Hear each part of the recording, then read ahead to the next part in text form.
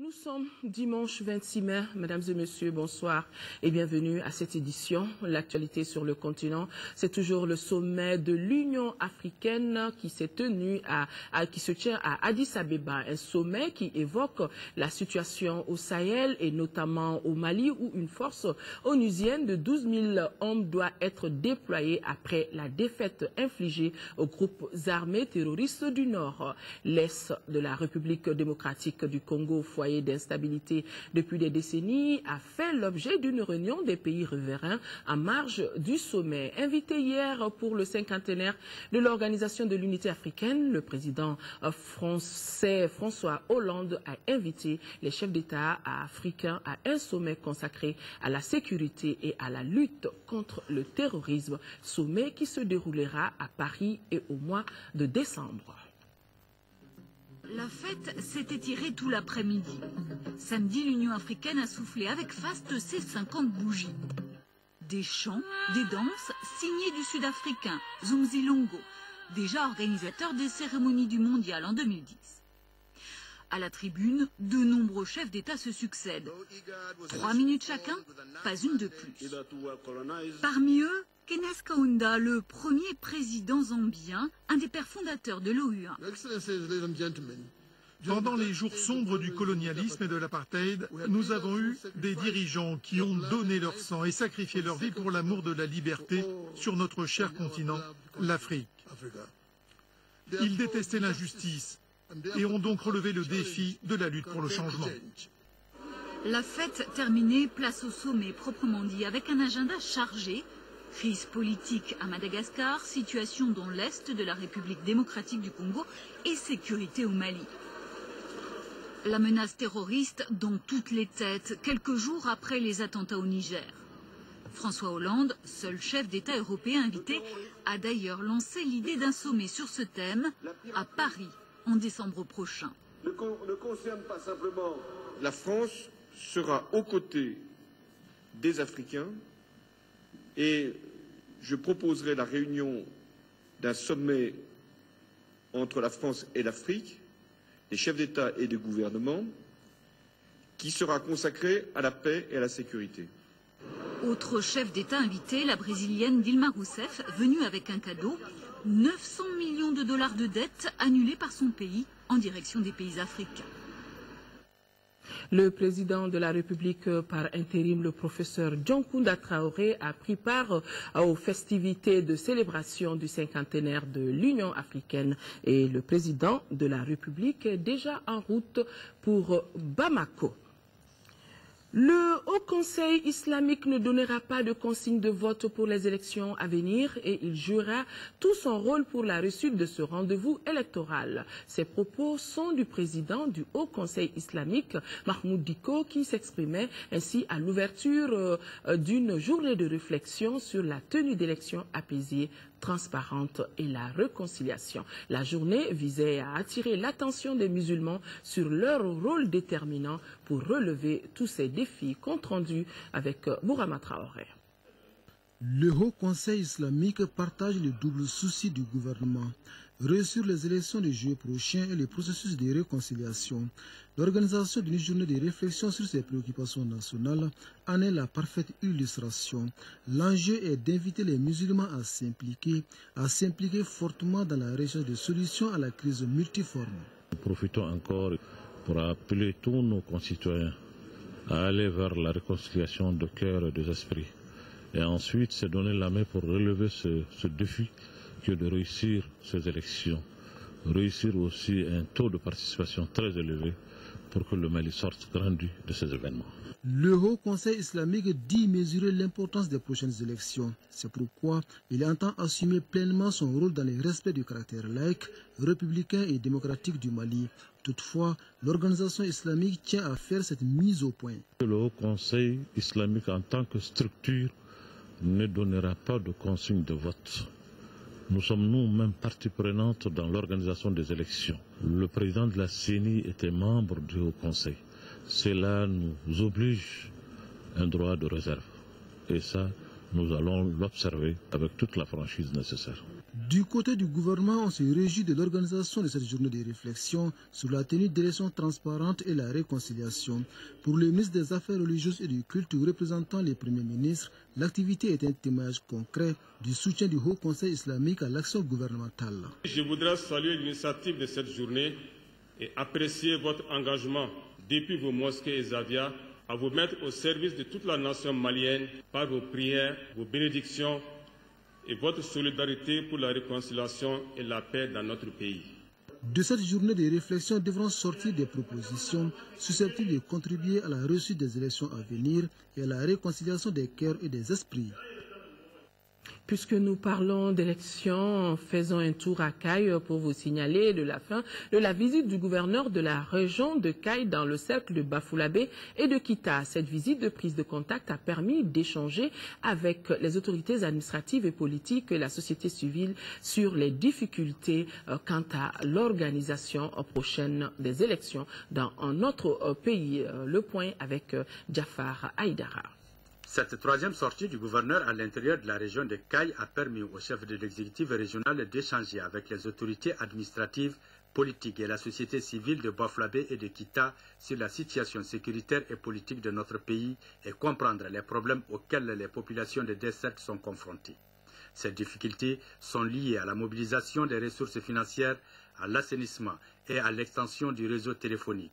Même si à Bafoullabé, les ressources minières et les aménagements hydro-agricoles constituent de réelles potentialités de développement économique. Au-delà des missions régaliennes de la transition qui consistent à l'organisation des élections et des questions de sécurité, ça nous a permis, nous, collectivités, de revoir nos missions quotidiennes par rapport aux compétences. Cette visite a rassuré le colonel Salif Traoré du bon déroulement des préparatifs des élections dans les deux cercles. Ces préparatifs ont porté sur la prise de décisions portant création de la commission d'organisation des élections et du cadre de concertation au niveau des cercles et dans les communes, création des commissions d'établissement, des listes électorales, le recrutement des équipes chargées de la distribution des cartes NINA. Après Bafoullabé, nous sommes à Kita aujourd'hui et je dois dire que cette rencontre a répondu à mes aspirations.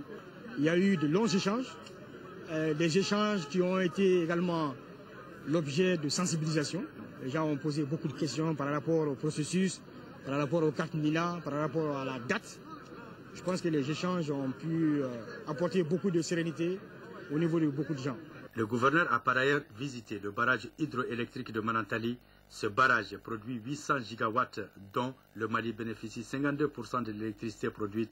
Ensuite, il s'est rendu sur le périmètre B aménagé de Manantali dans lequel le gouvernement et ses partenaires ont injecté plus de 6 milliards de francs CFA. Malheureusement, ce périmètre reste inexploité.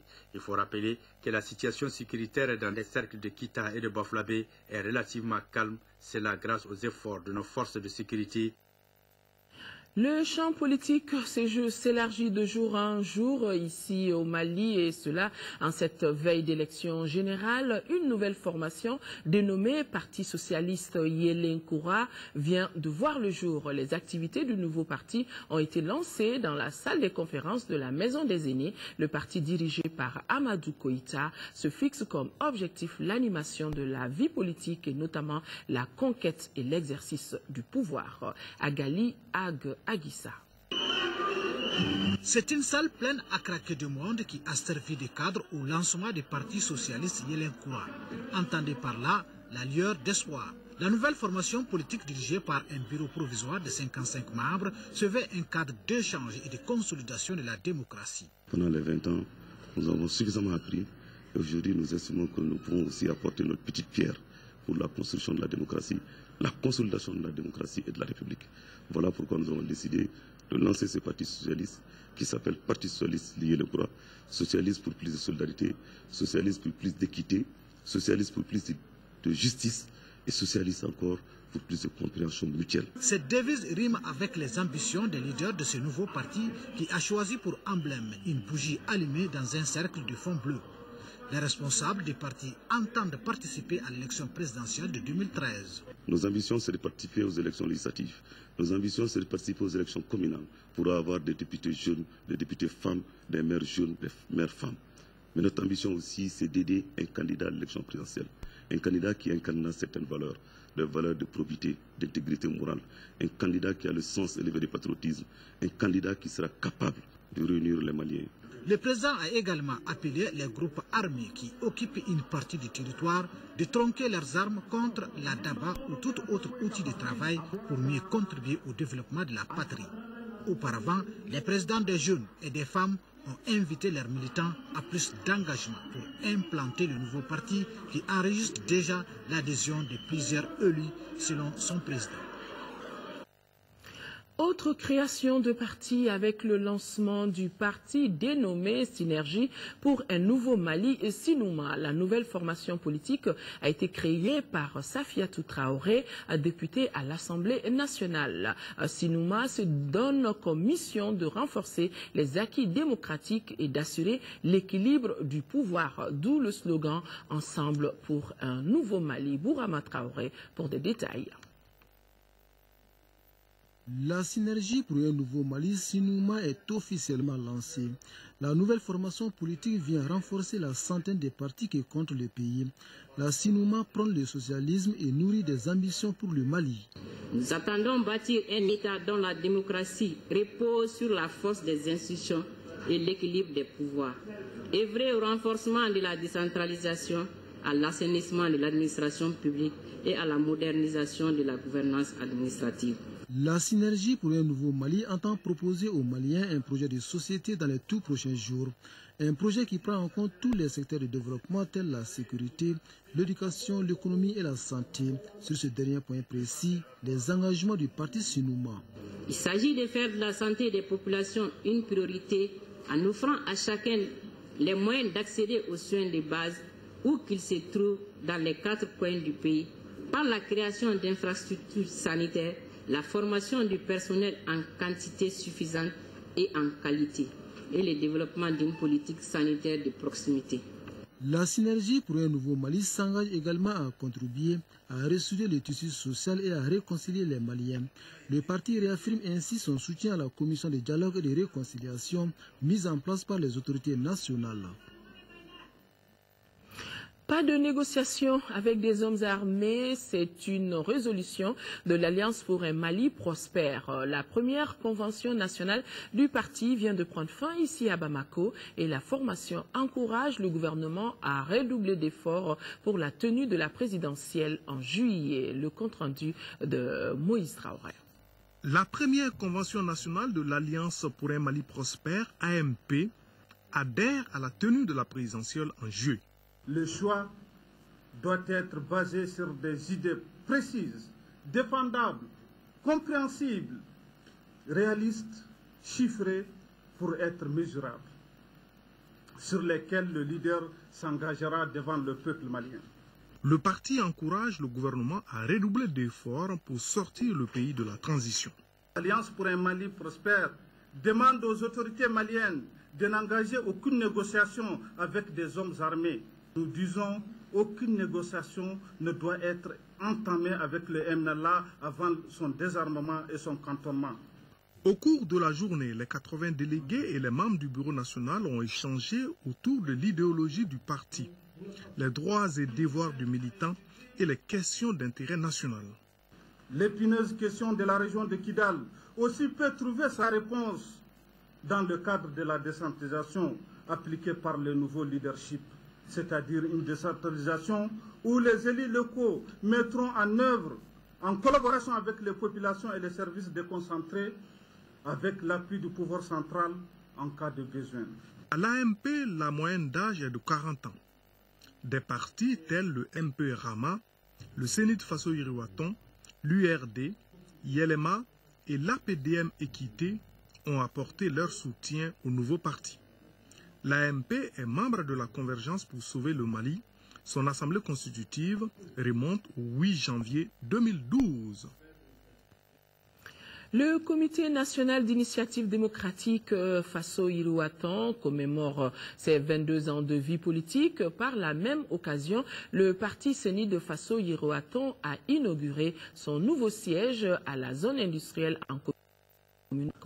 La cérémonie a été présidée par Maître Muntagatal, qui est en même temps président du Sénit Faso Iriwatan, Garibou Pérou. 26 mai 1991, 26 mai 2013, cela fait exactement 22 ans. Ces 22 ans correspondent à la vie politique du Comité national d'initiative démocratique Sénit Faso Iriwatan. Cet anniversaire qui a une essence panafricaine est célébré à travers l'inauguration de ces bâtiments qui va dorénavant être le siège du parti. Nous avons été sobres aujourd'hui parce que nous sommes sous état d'urgence. Nous avons beaucoup de frères et de sœurs qui sont encore dans des pays voisins. En raison de tout cela, nous ne pouvons rien faire aujourd'hui en dehors d'une pensée pour toutes ces personnes. Construit à 2 niveaux, ce bâtiment va loger les militants du parti Sénit Faso Iriwatan. Il est composé de 12 bureaux, 4 salles d'attente, une salle de conférence de 300 places, un bureau du président, entre autres. Ce nouveau siège qui, selon les militants du parti, symbolise la grande famille. Il représente aussi un nouveau départ pour la conquête du pouvoir aux séances électorales de 2013. Nous sommes aussi en période électorale. Il n'y a pas de secret pour gagner des élections. Il faut travailler, il faut y croire. Tant qu'on n'y croit pas, on ne peut pas y arriver. Peut-être que le parti pourra réaliser ses ambitions pour le Mali. Ce 22e anniversaire modéré, puisqu'il coïncide avec l'état d'urgence, est une occasion pour les militants du Sénit Faso Iriwatan de rappeler tous ceux qui se sont sacrifiés pour la cause du Mali. Le Sénit Faso Iriwatan s'est dit résolument déterminé à lutter contre des maux comme les préjugés, les injustices et la corruption. Le président du Sénit Faso Iriwatan a profité de cette cérémonie pour inviter les militants à promouvoir la notion d'État et à respecter le règlement intérieur du parti. Après sa visite de terrain à Kobada et à Foroko, le président de la Chambre des mines du Mali a rencontré la presse pour faire le point de la situation et inviter les populations et les orpailleurs à plus de calme et de sérénité. Abdrahman Meiga, compte rendu. Cette conférence de presse est une occasion voulue par la Chambre des mines du Mali pour donner plus d'informations à la presse nationale et à travers elle, l'opinion publique nationale et internationale. Ces informations font suite à une visite de terrain menée le mercredi dernier par le président de la Chambre des mines sur les sites de Kobada et de Foroko. Cette sortie a permis au président de la Chambre des mines du Mali de rencontrer les populations et les autorités locales. Autre constat fait par la délégation conduite par Abdoulaye Pona sont entre autres des équipements des orpailleurs confisqués, d'importants matériels roulants abandonnés suite au coup de force, tout cela couronné par la restriction de la liberté de circuler. S'il est vrai que nos lois et aussi nos us et coutumes doivent être au service exclusif de la paix et de la stabilité, nous restons convaincus que sans le dialogue, je dis bien sans le dialogue et la concertation, rien de durable ne peut être construit ou réussi.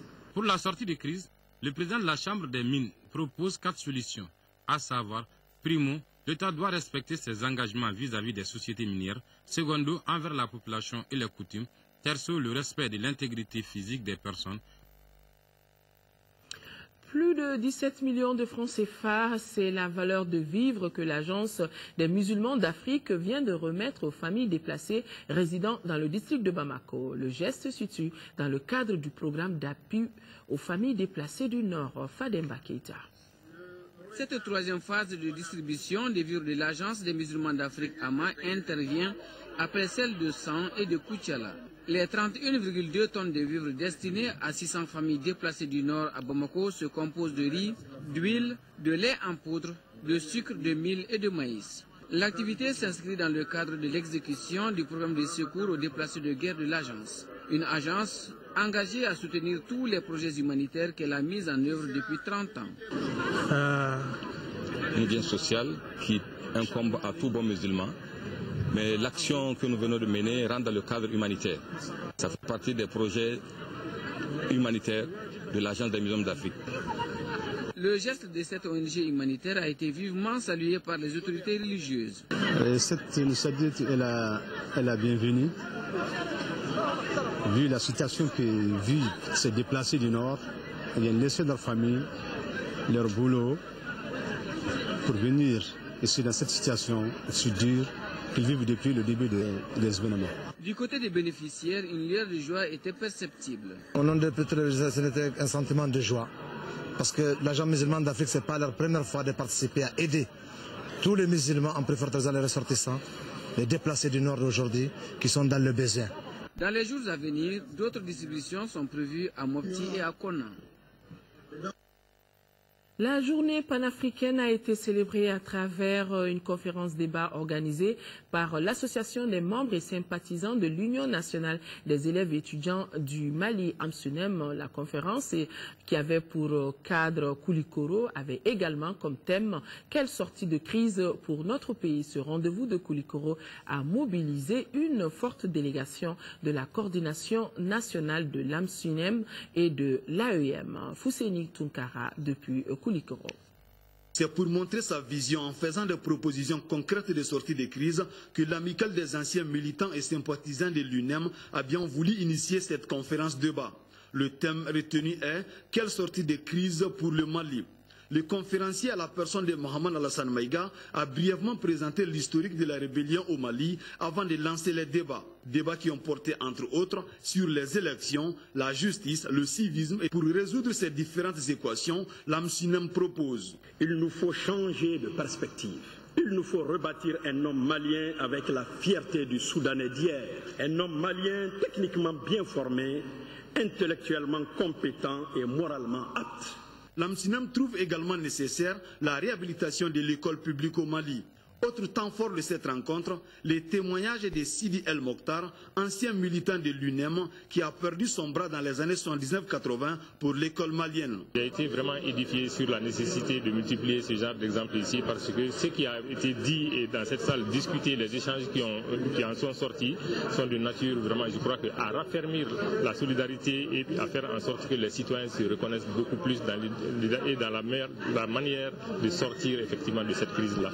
Cette initiative de l'amicale des anciens militants et sympathisants de l'UNEM coïncide avec la journée de l'Afrique, célébrée chaque 25 mai. 50 millions de francs CFA, c'est le montant d'un important lot d'équipements médicaux que vient de remettre le projet d'appui au renforcement de la décentralisation et de la déconcentration de l'éducation et de la santé au district sanitaire de Koutiala, Bougouni, Kolondjeba et Sikasso. Compte rendu Daouda Djakité. La présente donation du projet d'appui au renforcement de la décentralisation et déconcentration de l'éducation et de la santé par DES est composée de tensiomètres, de tables d'accouchement, des chariots à instruments et des armoires métalliques. Un ensemble d'équipements médicaux destinés au district sanitaire de Bougouni, Koutiala, Kolondjeba et Sikasso.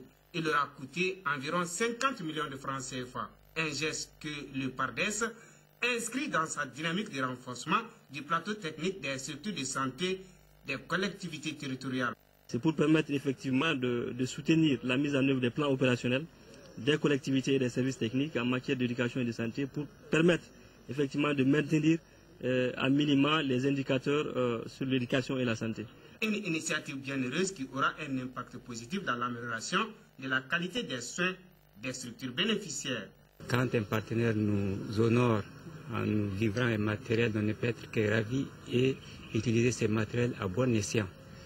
Et nous allons donner des instructions à nos différentes structures pour que ces matériels servent vraiment les malades de la population de Sikasso. Et les responsables des collectivités décentralisées du saluer cette démarche du PARDES. Je puis vous rassurer de la disponibilité du Conseil régional en tant que maître d'ouvrage du projet à l'échelle régionale, à œuvrer davantage pour que ce projet puisse contribuer efficacement à renforcer les offres de services dans le secteur de l'éducation et de la santé au niveau de la région de Sikasso. Rappelons que le projet d'appui au renforcement de la décentralisation et déconcentration de l'éducation et de la santé par DES est financé par l'ambassade des Pays-Bas à hauteur de 900 millions de francs CFA et mis en œuvre par Handicap International pour une durée de 12 mois. L'association Acte 7, en partenariat avec la Coalition pour la diversité des expressions culturelles, continue sa mobilisation pour la valorisation du patrimoine culturel en 3e région. C'est la cité du Banimonotié qui vient d'accueillir des journées de concertation culturelle. Le but, c'était de débattre avec les acteurs concernés de la promotion de l'industrie culturelle dans le cercle de Bougouni. Les détails avec Cheikh Oumar Sangaré. De ces 3 jours de concertation, Il ressort que l'industrie culturelle de la cité de Bani Monetche connaît quelques difficultés, parmi lesquelles l'insuffisance d'activités culturelles dans la localité, la faible prise en compte de la culture dans les programmes de développement économique, social et culturel PDSEC des communes et le manque de formation des acteurs culturels. Les termes comme formation, qui a été fortement demandé par les acteurs culturels, et aussi d'information. On s'est rendu compte qu'il y a jusqu'à la nouvelle loi sur les droits d'auteur et droits voisins au Mali, ce sont des lois qu'ils ne connaissent pas. Cette initiative de l'association Acte 7 a été appréciée par les acteurs du secteur de la culture. Ils en ont profité pour passer au peigne fin leurs problèmes et ne cachent pas leur satisfaction. Je suis vraiment satisfait des 3 journées de concertation. Non seulement les difficultés ont été évoquées, mais la deuxième journée, on nous a demandé quelles solutions proposez-vous pour relever ces défis. Nous avons parlé des problèmes que nous rencontrons de façon locale, chacun dans son secteur d'activité dans la culture. À l'issue des travaux, les participants ont recommandé, entre autres, l'intensification de la sensibilisation pour la promotion de la culture et la dotation des collectivités en moyens financiers destinés à la valorisation de la culture. Je vous le disais dans les titres, les berges du fleuve Niger à Gao retrouvent l'ambiance habituelle. La pêche et la vente du poisson frais ont repris pour le bonheur des populations de Gao. Et sans être pêcheur, notre équipe de reportage basée à Gao est allée constater. Pratiquée par 3 des 4 cercles de Gao, la pêche occupe une place de choix dans l'économie de la région. Pendant l'occupation, le sous-secteur a connu un coup d'arrêt grâce aux pressions exercées par les occupants. Avec ces gens-là, ce qui va compliquer ici, il y a beaucoup qui est parti. Quand il dit les femmes, nous, c'est les hommes qui font la pêche et c'est les femmes qui font travailler les poissons. Et il ne veut pas que les femmes travaillent. Donc il y a beaucoup qui ont eu peur dans ça. Ils ont retourné jusqu'à Mopti. Un mois après l'arrivée des forces de défense à Gao, le trafic sur le fleuve avait été interdit en février par les autorités. Une décision prise après 3 incursions de combattants terroristes qui avaient pénétré en pirogue. Suite aux pourparlers, les pêcheurs sont libres de reprendre le chemin des zones poissonneuses avec filets et hameçons en main. Mais l'arrêt de travail a surtout marqué les pêcheurs, leur sous-secteur étant le poumon de l'économie de la ville. Sans la pêche, il n'y a pas Gao. On peut dire que tout est Gao vit dans les pêches. On s'est réunis et on est parti voir plusieurs fois les gendarmes de Gao. On est même parti voir le colonel Didier Dakou. Et après, on a eu la chance, les gendarmes fleuviers, ils viennent de Mopti, qu'ils arrivent ici. Vraiment, et ils nous aidaient beaucoup, ils arrivent ici. Maintenant, quand ils voient à Gao, au port de Gao, il y a les sécurités partout. Cette sécurité retrouvée a tout de même permis le retour de quelques transporteurs de poissons. Lorsque nous venons, nous avons peur. Maintenant, c'est OK, là, il y a la sécurité partout. Ça nous rend heureux. On l'amène à Mopti pour les revendre. Tout comme les hommes, les femmes ont un grand rôle à jouer dans le secteur de la pêche. Ici, les hommes amènent le poisson. On revend ça aux commerçants. Les autres achètent ça pour amener ça au Niger, à Bamako et puis à Kidal. Malgré la reprise normale des activités fluviales, le commerce du poisson dans les pays voisins n'a pas véritablement démarré, ce qui est un manque à gagner pour l'économie de la région de Gao. Le musée national a accueilli hier samedi la première édition des journées portes ouvertes sur le livre et les écrivains. Cette initiative du mouvement Mali Valeurs fédère une dizaine de collectifs et d'organismes professionnels des filières éducatives et culturelles de notre pays. Le président du mouvement, Ismaïla Samba Traoré, sur le sens de l'événement, est au micro de Modibo Soare. Les collectifs qui composent le mouvement Mali Valeurs sont très préoccupés de promotion de la culture et de l'éducation dans notre pays. Ils ont fait le constat que, en dépit de la multitude des associations, des collectifs, des réseaux qui constituent notre mouvement Mali Valeurs, eh bien, le travail de promotion ne se fait pas forcément, le travail de communication ne se fait pas forcément entre les écoles, les écrivains et les livres. Et ce qui nous a conduit à organiser cette première journée porte ouverte qui sera suivie par beaucoup d'autres. En organisant cet événement, quelles sont vos motivations? Nous avons eu le souci d'identifier, d'abord de recenser les écoles partenaires, parce que cela fait quand même quelques années que nous travaillons avec les écoles. Et les écoles partenaires, une dizaine de lycées et d'établissements assimilables, nous rejoignent. Et avec elles, nous avons décidé de travailler de façon à ce que, en lançant l'opération aujourd'hui, en créant les modes pédagogiques qu'il faut, pour que dans les mois à venir, et peut-être même dans les années à venir, que l'école et les écrivains puissent se retrouver, travailler ensemble de façon à ce que les contenus portés par le livre soient bien communiqués. Il y avait une dizaine d'établissements scolaires, dont 7 lycées et 3 établissements de second cycle, et environ un public d'environ 200 élèves.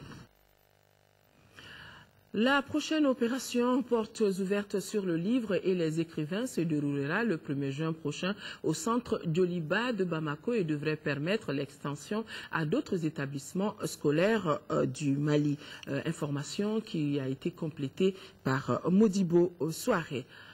Tous les dimanches, c'est jour de mariage à Bamako, a chanté le couple Amadou et Mariam. Mais nous, ce soir, on ne parlera pas de mariage, on parlera plutôt de cet autre phénomène qui fait parler de lui. Ici, dans la capitale, les dimanches, c'est la ruée vers le marché du Dabanani de Bamako. Dimanche est devenu jour de vente et d'échange d'oiseaux appelés volailles à fortune. Et les vedettes du jour s'appellent poulet de chair, pigeons d'Inde et autres canards. Une grande convoitise et ces oiseaux sont proposés à des prix inimaginables. Fatoumata Kone, qui a eu sûrement envie de manger quelques morceaux de ces volailles-là, est allée voir et voici ce qu'elle nous ramène.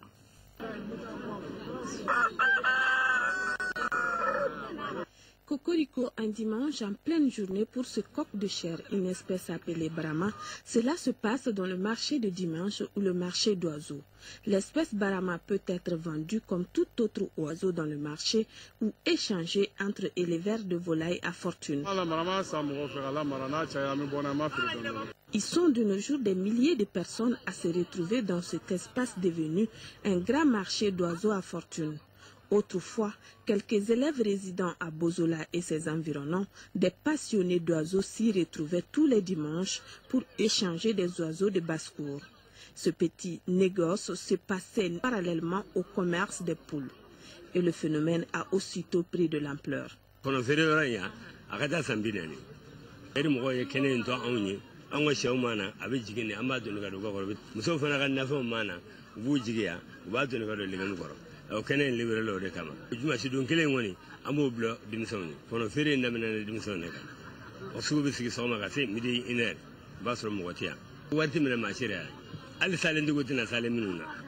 nos jours, le marché de dimanche regorge non seulement d'oiseaux d'origine malienne, mais aussi des espèces étrangères et métissées. On y trouve plusieurs variétés, notamment de la dinde, de l'oie, le canard, la pintade, le pigeon, entre autres. Les prix donnent des frissons. Le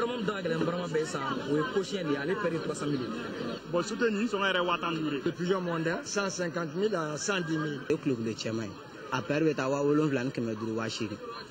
Les plus prisés sont les poussins pour poulet de chair, la dinde pondeuse et le pigeon aimé pour sa beauté. Bref, chaque oiseau est apprécié en fonction de ses spécificités pratiques et utilitaires. Poulet de chair,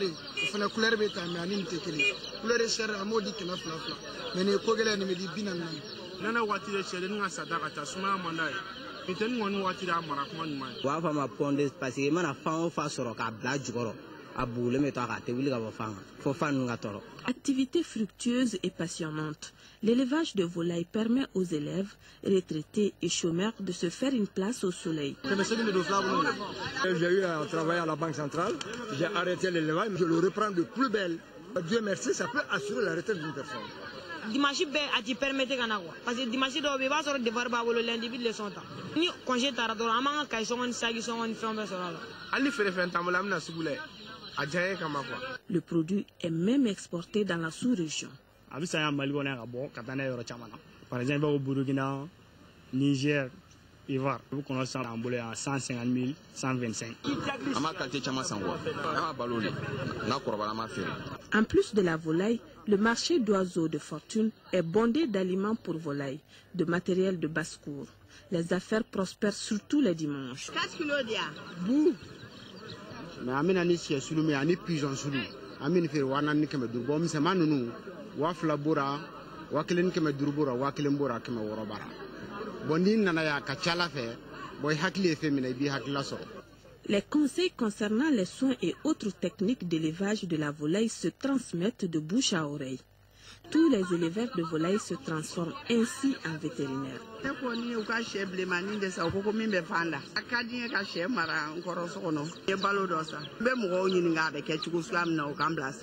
Contrairement à cette façon de faire, il est recommandé de consulter un spécialiste en vue de se prémunir contre les risques et les dangers liés à l'activité. Mais dire qu'on fait l'élevage dans la concession, dans la famille, ce n'est pas du tout recommandé.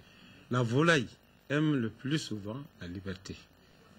Il faut la vaccination contre la maladie de Newcastle, cas de salmonellose, qui peuvent être transmises à l'homme par l'intermédiaire de l'œuf que nous consommons. Passion ou gagne-pain, l'élevage de la volaille à fortune nourrit bien son homme. Merci Fatoumata Kone. La Ligue régionale de football de Ségou sera désormais sous la conduite de Mamadou Sow et cela pour 4 ans. Ainsi en a décidé son assemblée générale qui s'est tenue à 100. Ainsi donc les travaux étaient supervisés par Vieux Makan Keita de la FEMAFOOT en présence évidemment de nombreux journalistes. Le point de Fousseini Samake. Au cours de cette assemblée générale de la Ligue régionale de football tenue dans la capitale du Santoro Carantela, les délégués des différents districts de football de la 4e région ont échangé sur, entre autres, le bilan moral et financier de l'équipe sortante en fin de mandat, la mise en place du nouveau bureau. Au terme des discussions, l'équipe régionale de Ségou sera conduite par Mamadou Sow pour un deuxième mandat consécutif de 4 ans. Pour la nouvelle équipe composée de 22 membres, si au cours du mandat écoulé des progrès remarquables ont été réalisés, d'autres défis restent à relever. Une chose pour moi est de monter à un échelon supérieur. Mais pour s'y maintenir, en est aussi une autre. Nous avons l'obligation de consolider ces acquis. Nous mesurons effectivement la tâche qui nous attend pour les 4 prochaines années. J'en appelle à la clairvoyance, à la sagesse de tout le monde, de tous les acteurs du football ségouvien. Les acteurs du développement du football invitent à l'union sacrée autour du football malien qui se maintient sur l'échiquier international. Il y a beaucoup de progrès qui ont été accomplis dans la gestion du football à Ségou. Alors nous n'en entendons pas moins. Et ce que nous entendons, c'est encore plus de travail. 2 équipes en première division, mais nous voudrions plus.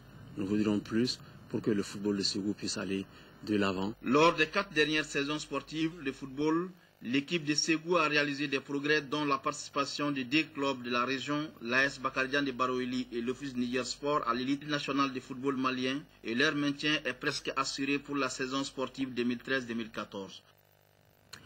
La carte portant le numéro d'identification nationale appelée carte Nina, c'est le sujet de votre émission question d'actualité de ce soir. Où peut-on se procurer sa carte Nina et qui peut avoir la carte Nina? Abbas Fambouri Traoré et son invité Moriba Sinayoko vous donneront des réponses à toutes ces questions. Rappelons que la carte Nina est l'unique document valable pour l'élection présidentielle de juillet à venir. Question d'actualité, ça sera juste après votre émission du dimanche Mali 1 et indivisible. Voilà, mesdames et messieurs, c'est donc tout pour cette édition. Merci de l'avoir suivi. Demain 13h, 10h, 13h, Sira Bachili et 18h, 20h, vous serez avec Nyanya Aliou Traoré. Bonne suite des programmes et bon début de semaine. L'information continue sur notre site ORTM, www.ortm.ml. Au revoir.